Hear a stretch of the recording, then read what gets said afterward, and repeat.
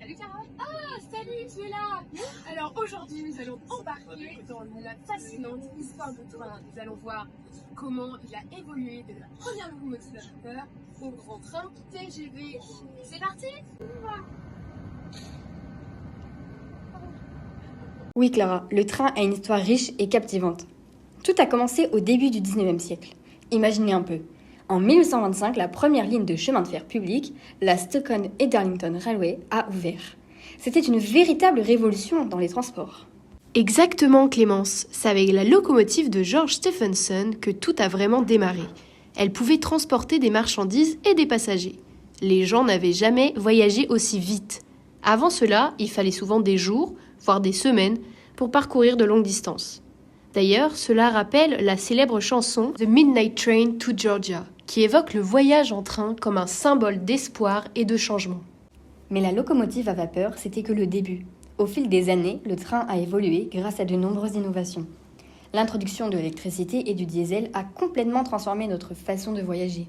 Par exemple, les trains électriques qui apparaissent à la fin du 19e siècle permettent de réduire les coûts d'exploitation et d'améliorer l'efficacité. Pensez à l'impact que cela a eu sur l'essor de l'industrialisation, comme dans le roman Les Misérables de Victor Hugo, où le train symbolise la modernité et le progrès. Et aujourd'hui, nous avons des trains à grande vitesse comme le TGV en France, qui peuvent atteindre des vitesses incroyables de plus de 300 km/h.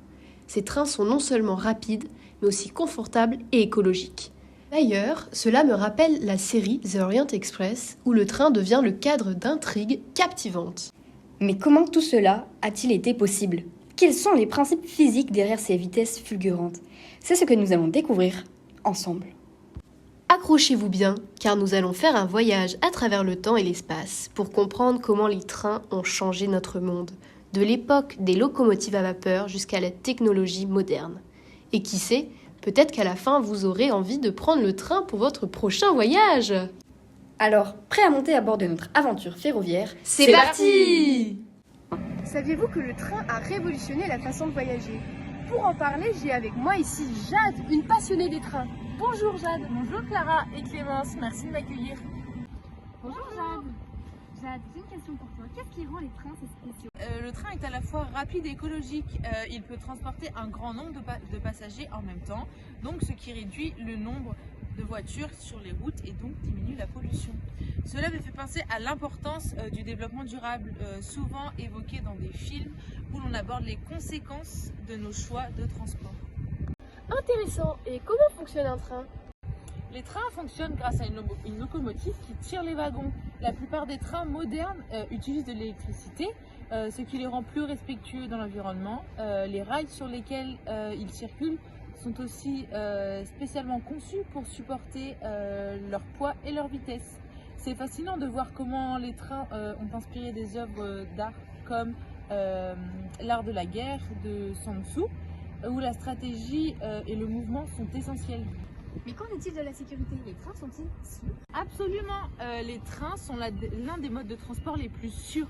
Il y a des systèmes de signalisation très sophistiqués qui permettent de gérer le trafic ferroviaire et d'éviter les accidents. De plus, les accidents de train sont beaucoup moins fréquents que ceux de voiture. Ça me rappelle le film Unstoppable où un train hors de contrôle devient le centre d'une course contre la montre. Nous voilà rassurés. Et au niveau du confort ? Le confort est aussi un atout du train. On peut se déplacer librement, se lever, aller aux toilettes et même manger à bord. De nombreux trains offrent aussi des espaces pour travailler ou se détendre. Cela rappelle les scènes de Harry Potter où le Poudlard Express est non seulement un moyen de transport, mais aussi un lieu de rencontre et d'aventure.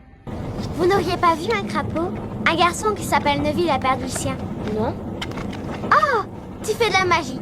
Voyons ça. Soleil, jonquille et mimosa. Que ce gros vilain rat en jaune soit colorié de la tête aux pieds. Tu appelles ça jeter un sort? Avoue que ce n'est pas une réussite. Moi, je n'ai jeté que quelques sorts faciles, bien sûr. Ça a marché à chaque fois. Génial. Et pour finir, pourquoi tu conseillerais aux gens de prendre le train? Je leur dirais que c'est une expérience unique où on peut admirer des paysages, lire un bon livre ou simplement se relaxer. En plus, c'est un geste pour la planète. Comme dans le film Into the Wild où le voyage est autant une quête intérieure qu'une aventure extérieure. Merci Jade pour ces informations intéressantes. Alors la prochaine fois que vous partez en voyage, pensez au train. C'est pratique, rapide et bon pour l'environnement. À bientôt pour de nouvelles aventures.